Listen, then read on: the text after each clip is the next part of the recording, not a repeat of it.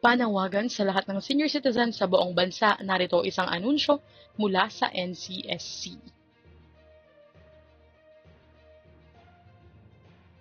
Magandang araw po sa ating manonood. Narito po ako, si Tia, na nag-uulat sa inyo ngayong araw. Ito po ang changes or pagbabago sa ating channel bilang pagsunod na rin po sa YouTube Policy and Guidelines for Authenticity and Uniqueness.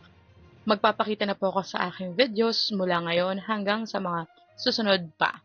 At maraming salamat po sa lahat ng mga sumusuporta at patuloy na susuporta sa ating channel na Tia's Infos and Updates na layon lamang na makapaghatid ng totoong impormasyon at balita sa inyo.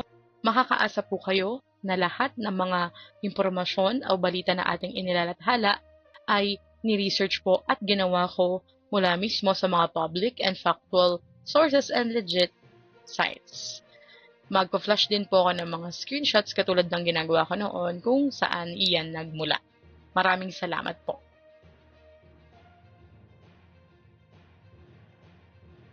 Okay, going back po dito sa ating video, nananawagan po ang National Commission of Senior Citizens or NCSC sa mga nakatatanda sa rehiyon ng Cordillera na magparehistro sa kanilang database upang masiguro ang mabilis at maayos na pagtanggap ng mga benepisyo at programa mula sa gobyerno. Pero hindi lamang po ito applicable sa mga taga-Cordillera.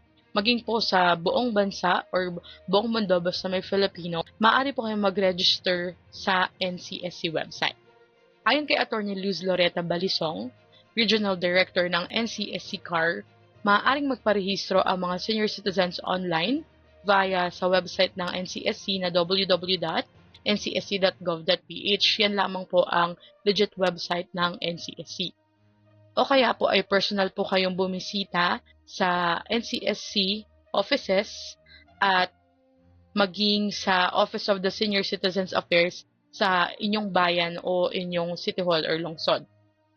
Ang opisina po ng NCSC CAR ay sa DBP Building Session Road, Baguio City. Paliwanag po ni Attorney Balisong, kapag nakarehistro na ang isang senior citizen, magiging mas madali ang proseso ng pag-claim ng mga benepisyo at siguradong makakatanggap po kayo ng tulong sa tamang oras.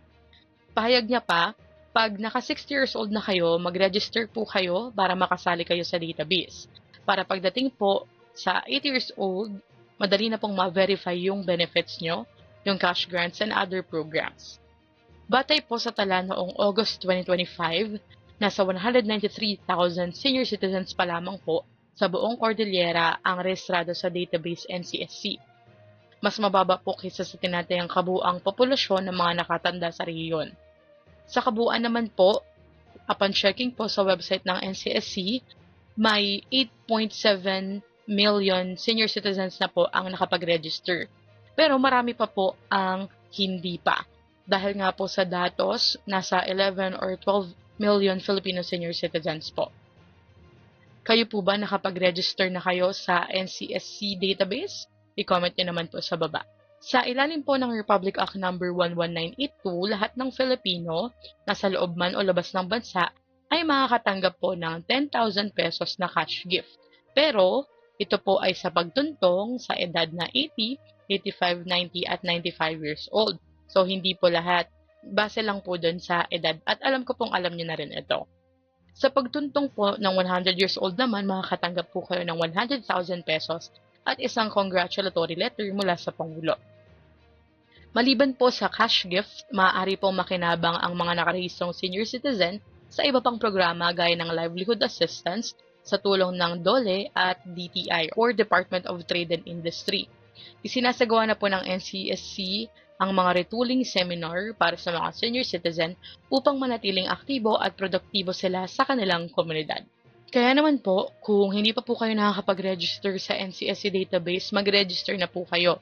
Kasi mas madali din po para sa ahensya yung pagtukoy sa mga magiging benepisyaryo ng mga cash grants para mas mabilis maibigay din sa inyo.